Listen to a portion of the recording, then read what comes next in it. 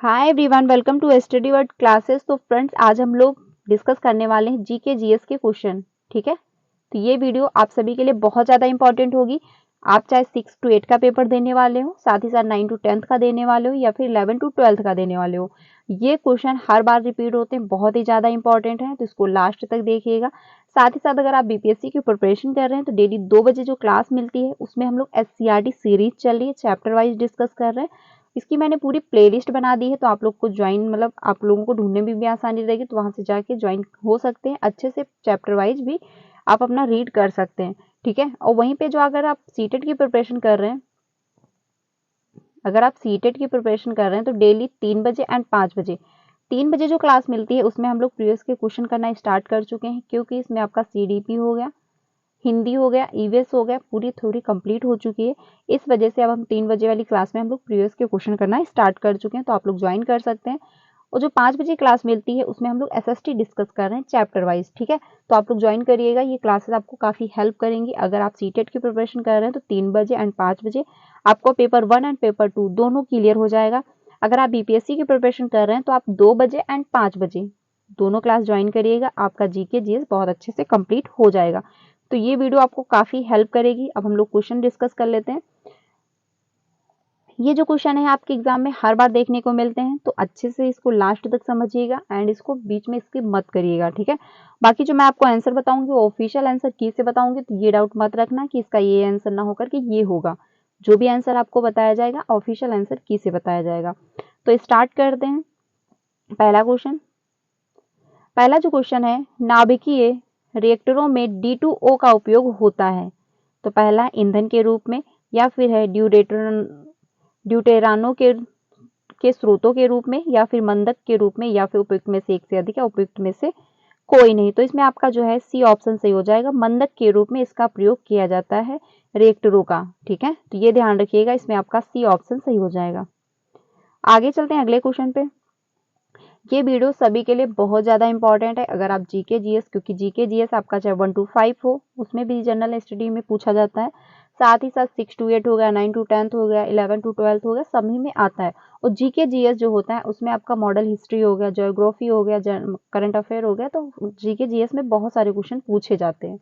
ठीक है, और जो ये क्वेश्चन है ये बहुत ही ज़्यादा इंपॉर्टेंट है, क्योंकि अक्सर ये हर बार आपको देखने को मिलते हैं। अगला जो क्वेश्चन है, लेक्टियल निम्नलिखित में से किससे संबंधित होता है, यानी जो लेक्टियर है वो किससे ज्यादा संबंधित होता है। पहला है दुग्ध उत्पादन से, या लेक्टी अम्ल स्रोत से, या फिर है वसा अवशोषण से, या फिर उपयुक्त में से एक से अधिक, या उपयुक्त में से कोई नहीं। तो इसमें आपका जो है सी ऑप्शन सही हो जाएगा, जो है वसा अवशोषण से ये संबंधित है, ये ध्यान रखिएगा, इसमें आपका सी ऑप्शन सही हो जाएगा। आगे चलते हैं अगले क्वेश्चन पे। प्रकाश संश्लेषण के अध्ययन से संबंधित वनस्पति विज्ञान की शाखा है, यानी जो प्रकाश संश्लेषण जिससे संबंधित है वो वनस्पति की कौन सी शाखा है। तो पहला है पादप वर्ग की, पारिस्थितिकीय, या फिर पादप करकीय, या फिर उपयुक्त में से एक से अधिक, या उपयुक्त में से कोई नहीं। तो इसमें आपका जो 41 है इसमें आपका सी ऑप्शन सही हो जाएगा। ठीक है, इसमें आपका जो 41 है, इसमें जो आपका 41 है इसमें आपका सी ऑप्शन सही हो जाएगा। पादप करकीसी से संबंधित है प्रकाश संश्लेषण का जो अध्ययन होता है, तो जो विज्ञान शाखा है वो जो है पादप करकीसी से संबंधित है।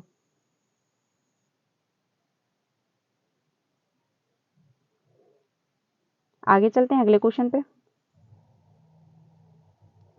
अगला क्वेश्चन है, एक पीढ़ी से दूसरी पीढ़ी में वंशागत के अध्ययन को अध्ययन को कहते हैं, यानी जो एक पीढ़ी से दूसरी पीढ़ी में वंशानुगत होता है। एक मिनट, जो एक पीढ़ी से दूसरी पीढ़ी में क्या होता है, वंशागति का जो अध्ययन किया जाता है, यानी जो हेरिडिटी आपको मिलती है वो एक पीढ़ी से दूसरी पीढ़ी में ट्रांसफर होती रहती है। तो यानी जो आपको हेरिडिटी मिली है, जो आपको आनुवंशिकता मिली है वो आपकी वंशानुगति है। ठीक है, तो इसका अध्ययन जो है वो क्या कहलाता है, आनुवांशिकी कहलाता है, या फिर सूक्ष्म जैविकी कहलाता है, या फिर कोशिका विज्ञान कहलाता है, या फिर उपयुक्त में से एक से अधिक, या उपयुक्त में से कोई नहीं। तो 42 जो है इसमें आपका ए ऑप्शन सही हो जाएगा, आनुवांशिकी। ठीक है, तो जो वंशानुगत जो अध्ययन किए जाते हैं, यानी एक पीढ़ी से दूसरी पीढ़ी में जो ट्रांसफर होते हैं उसको क्या कहते हैं, आनुवांशिकी कहते हैं। तो इसमें आपका फर्स्ट ऑप्शन सही हो जाएगा। अगला है क्वेश्चन, अगला जो क्वेश्चन है, लेग्यूमिनस पौधों में नाइट्रोजन स्थिरीकरण के लिए कौन सा वर्णक आवश्यक है? तो एंथोसायनिन होगा, या फिर लेग हीमोग्लोबिन होगा, या फिर फाइकोसाइनिन होगा, या फिर उपयुक्त में से एक से अधिक, या उपयुक्त में से कोई नहीं। तो 43 जो है इसमें आपका बी ऑप्शन सही हो जाएगा। लेग हीमोग्लोबिन जो है वर्णक आवश्यक होता है, तो इसमें आपका बी ऑप्शन सही हो जाएगा। अगले क्वेश्चन पे चलते हैं। अगला है, वह एंजाइम जो हमारे मुंह में भोजन के साथ मिलता है, यानी जो एंजाइम होता है वो हमारे मुंह में भोजन के साथ, ठीक है, वो मिलता है, वो कौन सा एंजाइम है? पेप्सिन है, या पर ऑक्सीडेस है, या फिर इमाइलेज है, या फिर उपयुक्त में से एक से अधिक, या फिर उपयुक्त में से कोई नहीं। तो इसमें आपका जो है 44, इसमें आपका सी ऑप्शन सही हो जाएगा। एमाइलेज जो होता है ये एंजाइम पाया जाता है भोजन के साथ मुंह में, ठीक है, तो इसमें आपका जो है सी ऑप्शन सही हो जाएगा। आगे चलते हैं अगले क्वेश्चन पे। अगला जो क्वेश्चन है 45, इसमें बात ये कही गई Al2O3 या फिर 2SiO2 पॉइंट में, मतलब पॉइंट रखा गया है, फिर 2H2O निम्नलिखित में से किसका रासायनिक सूत्र है? तो La2O3, 2SiO2, 2H2O, तो ये जो है निम्नलिखित में से किसका रासायनिक सूत्र है? मोनाइजिड का है, चीनी मिट्टी का है, या फिर रेत का है, या फिर उपयुक्त में से एक से अधिक, या उपयुक्त में से कोई नहीं। तो 45 जो है इसमें, ठीक है, जो आपका 45 है इसमें आपका बी ऑप्शन से हो जाएगा, चीनी मिट्टी, ठीक है, ये चीनी मिट्टी का जो है रासायनिक सूत्र, मतलब सूत्र है, ये ध्यान रखिएगा, इसमें आपका बी ऑप्शन सही हो जाएगा। आगे चलते हैं अगले क्वेश्चन पे। वह जानवर जो मुख्यतः मांस खाता है निम्नलिखित में से क्या जो है क्या कहलाता है? यानी जो जानवर है वो क्या मांस खा रहा है, उसको क्या कहेंगे? ओमनिवोर कहेंगे, कार्निवोर कहेंगे, या फिर हर्बिवोर कहें, मतलब वो और कहेंगे, या फिर उपयुक्त में से एक से अधिक, या उपयुक्त में से कोई नहीं। तो 46 जो है इसमें आपका बी ऑप्शन सही हो जाएगा, कार्निवोर कहेंगे जो जानवर मांस खाता है, ठीक है, तो इसमें आपका 2 ऑप्शन यानी बी ऑप्शन सही हो जाएगा। अगले क्वेश्चन पे चलते हैं। 1 दिसंबर 2022 को जिस हवाई अड्डे पर डीजी यात्रा शुरू नहीं हुई थी वह कौन सी है? बेंगलोर है, रायपुर है, वाराणसी है, उपयुक्त में से एक से अधिक, या उपयुक्त में से कोई नहीं। तो यानी 1 दिसंबर 2022 को कौन सा एक हवाई अड्डा है जिसमें जो है डीजी यात्रा जो है वो शुरू नहीं हुई थी, ठीक है, ये आपको बताना है।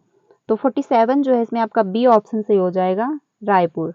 लास्ट में अपना स्कोर भी बताइएगा कि कितने आपके जो है सही हो पा रहे हैं, यानी आपका स्कोर जो है कितना बन पा रहा है। इसमें आपका बी ऑप्शन सही हो जाएगा। इसको आप एक मॉक टेस्ट की तरह भी ले सकते हैं, या प्रैक्टिस के तौर पे भी ले सकते हैं। अगला क्वेश्चन है, गणतंत्र दिवस 26 जनवरी 2023 को मुख्य अतिथि कौन थे? यानी जो गणतंत्र दिवस मनाया गया था 26 जनवरी 2023 को, उसके मुख्य अतिथि कौन थे? आपके ऋषि सुनक थे, या फिर JR बाइडेन थे, या फिर अब्देल फतेह अल सीसी थे, या फिर उपयुक्त में से एक से अधिक, या उपयुक्त में से कोई नहीं। तो इसमें आपका सी ऑप्शन सही हो जाएगा कि जो अब्देल फतेह अल सीसी थे यही जो अतिथि थे 26 जनवरी 2023 के गणतंत्र दिवस में, ठीक है, तो इसमें आपका सी ऑप्शन सही हो जाएगा, ये अतिथि के रूप में आए हुए थे। अगला है क्वेश्चन, 5वां यूरोपीय संघ भारत प्रतियोगिता सप्ताह 2022 कहाँ आयोजित किया गया था? यानी 5वां जो यूरोपीय संघ भारत प्रतियोगिता हुई थी 2022, वो कहाँ पे आयोजित की गई थी? मुंबई, बेंगलुरु, या फिर नई दिल्ली, या फिर उपयुक्त में से एक से अधिक, या उपयुक्त में से कहीं नहीं, मतलब कोई नहीं। तो इसमें आपका जो है ऑप्शन सही हो जाएगा सी, नई दिल्ली में इसका आयोजन किया गया था, ठीक है, 2022 जो है कहाँ पे आयोजन किया गया था इसका? नई दिल्ली में किया गया था, इसमें आपका सी ऑप्शन सही हो जाएगा। अगले क्वेश्चन पे चलते हैं। अगला जो क्वेश्चन है इसमें बात ये कही गई है, सूर्य का अध्ययन करने के लिए 2 सितंबर 2023 को लॉन्च किए गए इसरो के आदित्य L1 मिशन की परियोजना निर्देशक कौन थे? यानी जो आदित्य L1 मिशन की परियोजना जो हुई थी, यानी जो लॉन्च किया गया था, उसके निर्देशक कौन थे, ये आपको बताना है। तो इसमें आपका जो है ऑप्शन सी सही हो जाएगा। निगार साजी जो थे वही इनके निर्देशक थे। यानी जो आदित्य L1 मिशन की परियोजना जो बनाई गई थी 2 सितंबर 2023 को जो लॉन्च किया गया था सूर्य का अध्ययन करने के लिए, ठीक है। तो इसके जो निर्देशक थे वो कौन थे, निगार साजी थे, ठीक है। तो ये ध्यान रखना, इसमें आपका सी ऑप्शन सही हो जाएगा।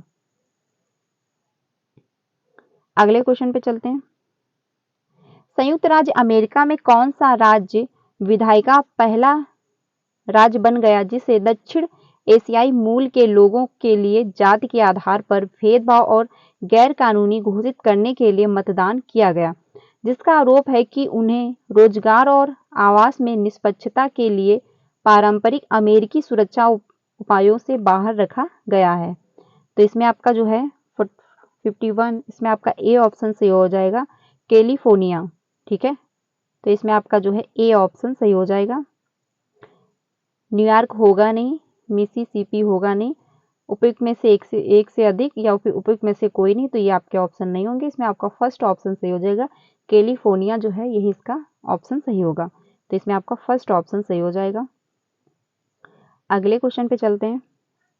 अगला है, हाल ही में किस देश में रूबेला के सफल उन्मूलन की घोषणा की गई, यानी जो रूबेला था उसके सफल उन्मूलन की घोषणा जो की गई वो कौन सी है, क्यूबा है या फिर बोलीविया है या फिर भूटान है या फिर उपयुक्त में से एक से अधिक या फिर उपयुक्त में से कोई नहीं। तो इसमें आपका है सी ऑप्शन सही हो जाएगा, भूटान, ठीक है। तो ये ध्यान रखिएगा, इसमें आपका सी ऑप्शन सही हो जाएगा। उन्मूलन की जो घोषणा की गई थी सफल, वो भूटान में की गई थी, तो इसमें आपका सी ऑप्शन सही हो जाएगा। अगले क्वेश्चन पे चलते हैं। अमेरिका द्वारा लीजन ऑफ मेरिट सम्मान किसे दिया गया, तो लीजन ऑफ मेरिट जो है वो सम्मान किसको दिया गया था अमेरिका के द्वारा, ये आपको बताना है। तो पहला है जनरल दलवीर सिंह सुहाग या फिर जनरल बिपिन रावत या फिर राय बूचर या फिर उपयुक्त में से एक से अधिक या उपयुक्त में से कोई नहीं।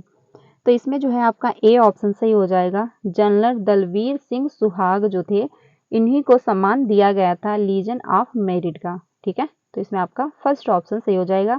और जो सम्मान दिया गया था किसके द्वारा दिया गया था, अमेरिका के द्वारा, तो ये भी पॉइंट ध्यान रखिएगा। आगे चलते हैं अगले क्वेश्चन पे। इंडिया प्राइवेट प्रोजेक्ट का उद्देश्य है, यानी जो इंडिया प्राइवेट प्रोजेक्ट है उसका क्या उद्देश्य है, विदेशों में रह गए भारतीयों को न्याय दिलाना या फिर NRI द्वारा परित्यक्त महिलाओं को न्याय दिलाना या फिर भारतीय विरासतों को वापस भारत लाना या फिर उपयुक्त में से एक से अधिक या उपयुक्त में से कोई नहीं। तो इसमें आपका सी ऑप्शन सही हो जाएगा, भारतीय विरासतों को वापस भारत लाना, ठीक है। इंडिया प्राइवेट जो प्रोजेक्ट है इसका उद्देश्य क्या रखा गया, भारतीय विरासतों को वापस भारत लाना। तो इसमें आपका सी ऑप्शन सही हो जाएगा। अगले क्वेश्चन पे चलते हैं 55 पे। 55 जो है, निम्नलिखित में से कौन सा युवा वलित पर्वत नहीं है, तो इसमें बात ये कही गई है युवा वलित पर्वत। देखिए आज की क्लास जब हम लोगों ने जीके जीएस थ्योरी कंप्लीट की थी, यानी कल की क्लास में, तो हम लोगों ने उसमें जो चैप्टर नंबर 3 था, ठीक है, जो चैप्टर नंबर 3 था उसमें वलित पर्वत से रिलेटेड था। तो मैंने बोला था आप लोगों से कि अच्छे से इसको समझ लीजिएगा, एंड कौन सा पर्वत किसके अंतर्गत आता है ये भी ध्यान रखिएगा, पूछ सकता है। तो वही देखिए वलित पर्वत से पूछा गया है कि कौन सा नहीं है, ठीक है। तो इसलिए प्रॉपर तरीके से थ्योरी जब आप समझेंगे फिर उसको रीड करेंगे तभी जाके आपका जीके जीएस कंप्लीट हो पाएगा, क्योंकि क्वेश्चन कहाँ से पूछा जाएगा कोई आइडिया नहीं रहता है। मतलब सिलेबस से ही पूछेगा, SCERT से ही पूछेगा, बट कैसे घुमा देगा कैसे पूछेगा इसका कोई आइडिया नहीं रहता है। बट ये जो क्वेश्चन है ये बहुत ही ज़्यादा इंपॉर्टेंट है, क्योंकि यहाँ से क्वेश्चन आपको मिलेंगे एंड आपका जो है कॉन्सेप्ट बिल्ड होगा कि कैसे क्वेश्चन पूछे जाते हैं, ठीक है। तो इसमें जो बात कही गई वलित पर्वत नहीं है, पहला है अरावली, इंडीज, अपलेशियन या फिर उपयुक्त में से एक से अधिक या फिर उपयुक्त में से कोई नहीं। तो इसमें आपका डी ऑप्शन सही हो जाएगा, उपयुक्त में से कोई नहीं, ठीक है। तो इसमें आपका जो ऑप्शन है वो डी ऑप्शन सही हो जाएगा। आगे चलते हैं। हम लोगों ने वलित पर्वत के बारे में उस चैप्टर में देखा था, ठीक है। ज्वालामुखी पर्वत हो गया, अवशिष्ट पर्वत जो हो गया, संचयन पर्वत हो गया। तो हम लोगों ने उस चैप्टर में डिटेल में समझा था। आपका जो पठार है, मैदान है, उसके बारे में भी इस चैप्टर में गिवन था, तो हम लोगों ने डिटेल में समझा था। आप लोग जाकर के उसको ज्वाइन कर सकते हैं कल की क्लास में, ठीक है। अगला क्वेश्चन है, निम्नलिखित क्षेत्रों में से किसकी न्यून हिम रेखा होती है, यानी जो न्यून हिम रेखा होती है वो कौन सी है? भूमध्य रेखीय क्षेत्र, हिमालय क्षेत्र, अल्पस क्षेत्र, या फिर उपयुक्त में से एक से अधिक, या फिर उपयुक्त में से कोई नहीं। तो इसमें आपका सी ऑप्शन सही हो जाएगा। अल्पस जो क्षेत्र होता है वही न्यून हिम रेखा कहलाता है, तो इसमें आपका सी ऑप्शन सही हो जाएगा। अगले क्वेश्चन पे चलते हैं। कर्क रेखा द्वारा सर्वाधिक क्षेत्र आच्छादित है। पहला है रांची पठार का, मालवा पठार का, छोटा नागपुर पठार का, या फिर उपयुक्त में से एक से अधिक, या उपयुक्त में से कोई नहीं। तो इसमें जो बात कही गई, कर्क रेखा द्वारा सर्वाधिक जो क्षेत्र है आच्छादित है, ठीक है। तो इसमें आपका बी ऑप्शन सही हो जाएगा। मालवा पठार, जो मालवा पठार है उसके द्वारा कर्क रेखा का जो क्षेत्र है काफी ज्यादा आच्छादित है, यानी कि इसमें आपका बी ऑप्शन सही हो जाएगा। आगे चलते हैं। कांटेदार जंगल नहीं पाए जाते हैं, यानी जो कांटेदार जंगल होते हैं वो कहाँ पे नहीं पाए जाते हैं? आपका कर्नाटक है, आंध्र प्रदेश है, तमिलनाडु है, या फिर उपयुक्त में से एक से अधिक, या फिर उपयुक्त में से कोई नहीं। तो इसमें आपका सी ऑप्शन सही हो जाएगा, तमिलनाडु। यानी तमिलनाडु राज्य में जो है कांटेदार जंगल नहीं पाए जाते हैं, ठीक है। तो ये ध्यान रखिएगा, इसमें आपका सी ऑप्शन सही हो जाएगा। अगले क्वेश्चन पे चलते हैं। अगला जो क्वेश्चन है, किस राज्य में सबसे अधिक लेटराइट मिट्टी है, यानी कौन सा ऐसा राज्य है जिसमें लेटराइट मिट्टी अधिक मात्रा में पाई जाती है? उत्तर प्रदेश, बिहार, मेघालय, उपयुक्त में से एक से अधिक, या उपयुक्त में से कोई नहीं। तो इसमें जो है आपका सी ऑप्शन सही हो जाएगा, मेघालय। यानी मेघालय राज्य में लेटराइट मिट्टी जो है वो अधिक मात्रा में पाई जाती है, ठीक। तो ये ध्यान रखिएगा, इसमें आपका सी ऑप्शन सही हो जाएगा। आगे चलते हैं। उस देश का नाम बताइए जो पहले G21 की मेजबानी करेगा, यानी जो वह कौन सा देश है जो G21 की मेजबानी करने वाला है?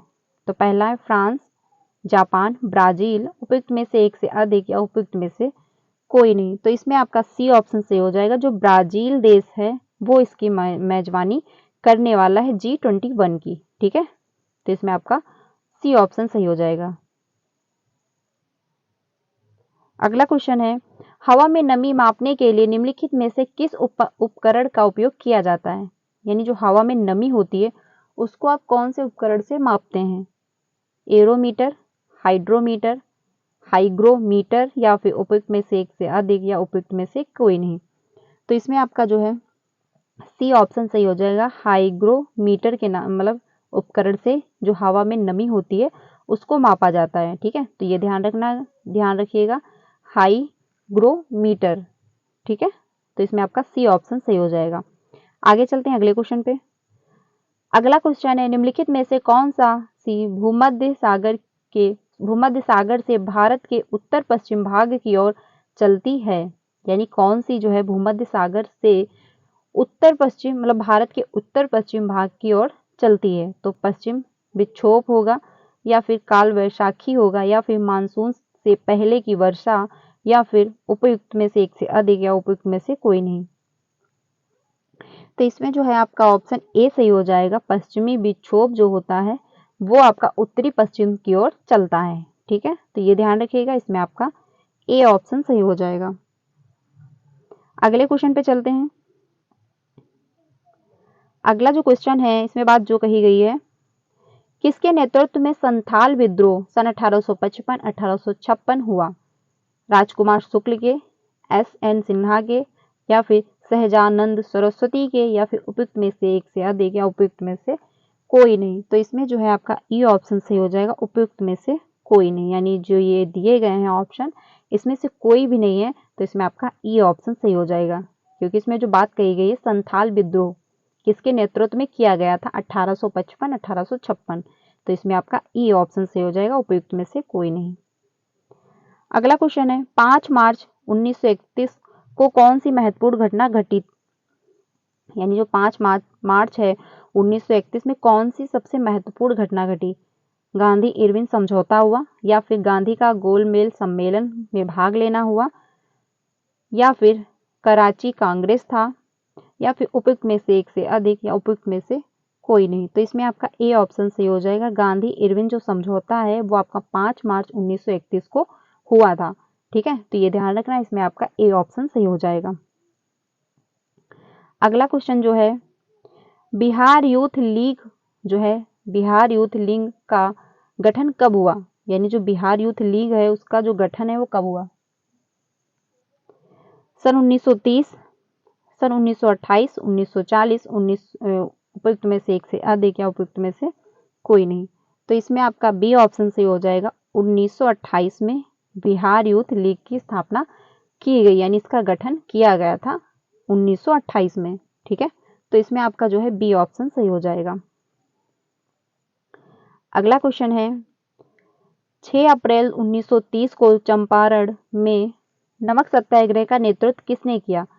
6 अप्रैल 1930 में विपिन बिहारी वर्मा ने, लक्ष्मी नारायण झा ने, या रामलाल प्रसाद ने, या फिर उपयुक्त में से एक से अधिक, या उपयुक्त में से कोई नहीं। तो इसमें आपका ए ऑप्शन सही हो जाएगा। विपिन बिहारी वर्मा ने इसका जो है नेतृत्व किया था। चंपारण में जो हुआ था नमक सत्याग्रह। ठीक है, तो ये ध्यान रखिएगा, विपिन बिहारी वर्मा ने इसका नेतृत्व किया था। इसमें आपका ए ऑप्शन सही हो जाएगा। अगले क्वेश्चन पे चलते हैं। अगला जो क्वेश्चन है, पूना समझौते पर हस्ताक्षर कब किए गए? यानी जो पूना का समझौता हुआ था उसमें हस्ताक्षर जो हुए थे वो कब हुए थे? 24 सितंबर सन 1932, 24 सितंबर सन 1930, 26 सितंबर सन 1930, या फिर उपयुक्त में से एक से अधिक, या फिर उपयुक्त में से कोई नहीं। तो इसमें आपका ए ऑप्शन सही हो जाएगा। 24 सितंबर सन 1932 में पूना समझौते पर हस्ताक्षर हुए थे। तो इसमें आपका फर्स्ट ऑप्शन सही हो जाएगा। अगला क्वेश्चन है, सन 1857 के विद्रोह में बिहार का नेतृत्व किसने किया? यानी जो सन 1857 के विद्रोह में बिहार का नेतृत्व किसने किया था? तो मीर बख्श ने किया था, या फिर बाबू कुंवर सिंह ने किया था, या फिर वीर भान सिंह ने किया था। उपयुक्त में से एक से अधिक, या उपयुक्त में से कोई नहीं। तो इसमें जो है 1857 की जो विद्रोह हुआ था उसमें बिहार की तरफ से किसने नेतृत्व किया था? ठीक है, ये पूछ रहा है क्वेश्चन। तो इसमें आपका जो है बी ऑप्शन सही हो जाएगा। बाबू कुंवर सिंह ने इसका नेतृत्व किया था। ये क्रांति भी ध्यान रखिएगा, सन 1857 की विद्रोह क्रांति जो हुई थी। आगे चलते हैं। भारतीय राष्ट्रीय कांग्रेस के किस अधिवेशन में चंपारण समस्या चर्चा का विषय बना? तो इसमें आपका जो है कलकत्ता 1911, पटना 1912, या फिर रामगढ़ 1940, या फिर उपयुक्त में से एक से अधिक, या उपयुक्त में से कोई नहीं। तो इसमें जो बात कही गई है, भारतीय राष्ट्रीय कांग्रेस के किस अधिवेशन में चंपारण समस्या जो है चर्चा का विषय बना था? तो इसमें आपका जो है ई ऑप्शन सही हो जाएगा, उपयुक्त में से कोई नहीं। ठीक है, तो ये ध्यान रखना, इसमें आपका ई ऑप्शन सही है। अगला क्वेश्चन है, मशहूर जो है नारा कौन सा है? इंकलाब जिंदाबाद किसने दिया? यानी जो मशहूर नारा है इंकलाब जिंदाबाद, ये किसने दिया? हाकिम अजमल खान ने दिया, या फिर चंद्रशेखर आजाद ने दिया, फिर हसरत मोहानी ने दिया, या फिर उपयुक्त में से एक से अधिक, या उपयुक्त में से कोई नहीं। तो इसमें जो है आपका सी ऑप्शन सही हो जाएगा। हसरत मोहानी ने इसका जो है इंकलाब जिंदाबाद जो है किसने दिया? तो हसरत मोहानी ने दिया। तो ये ध्यान रखिएगा, जो मशहूर इंकलाब जिंदाबाद का जो नारा है वो आपका हसरत मोहानी ने दिया है। तो इसमें आपका सी ऑप्शन सही हो जाएगा। तो फ्रेंड्स, इतने क्वेश्चन थे। आई होप आपको हेल्प मिली होगी। इसको अच्छे से समझ लीजिएगा क्योंकि ये क्वेश्चन इंपॉर्टेंट है। इसमें कुछ ऐसे क्वेश्चन थे जो जनरल नॉलेज के बहुत ही ज़्यादा इंपॉर्टेंट है। ठीक है, यानी जो करंट अफेयर है आपका वहाँ से भी उठाए गए हैं। तो ये क्वेश्चन बहुत ही ज़्यादा इंपॉर्टेंट है, इसको अच्छे से रीड कर लीजिएगा। आपको ये डेली क्लास जो 2 बजे मिलती है आप इसको अच्छे से ज्वाइन करिएगा, क्योंकि इसमें हम लोग जो है PYQ क्वेश्चन भी करते हैं एंड जो इंपॉर्टेंट क्वेश्चन है वो भी डिस्कस करते हैं। साथ ही साथ जो क्लासेस यानी चैप्टर वाइज जो क्लासेस हैं SCRT सीरीज वो भी चल रही है, तो आपको काफ़ी हेल्प मिलेगी। ये क्लास डेली 2 बजे होती है, तो आप इसको जरूर ज्वाइन करिएगा। बाकी वीडियो अच्छी लगी हो तो इसको लाइक करिएगा, एंड चैनल पर पहली बार आए हो तो वीडियो को लाइक करके चैनल को भी सब्सक्राइब कर लीजिएगा, सो दैट यहाँ से आपको सारी इन्फॉर्मेशन दी जाती है टीचिंग से रिलेटेड, एंड साथ ही साथ जो भी आपको यहाँ से क्लासेस भी मिलती हैं बीपीएससी के एंड सीटेट की। तो मिलते हैं नेक्स्ट वीडियो में, तब तक के लिए ध्यान रखिएगा। वीडियो अच्छी लगी तो उसको लाइक करिएगा एंड अपने फ्रेंड को भी शेयर कीजिएगा। Thank you.